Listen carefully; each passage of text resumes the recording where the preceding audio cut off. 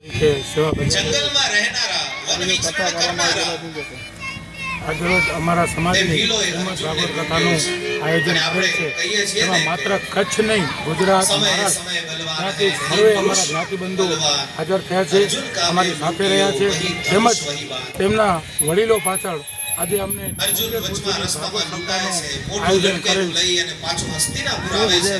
હસ્તિનાપુરની અંદર યુધિષ્ઠિર મહારાજને અપસુકરો થવા લાગ્યા. ઉદ્દેશ મેન અમારો એ છે કે અત્યારે 76 પોથીઓ છે તો બધા પિતૃઓના મોક્ષાર્થે આ ભાગવત સપ્તાહનો ભૂત પુષ્કરણા મહાસ્થાન આયોજિત આ ભાગવત કરેલ છે કે સર્વે પિતૃઓને મોક્ષ મળે એ અમારો પહેલો ઉદ્દેશ છે. પણ એક એની મર્યાદા છે ત્યાં સુધી.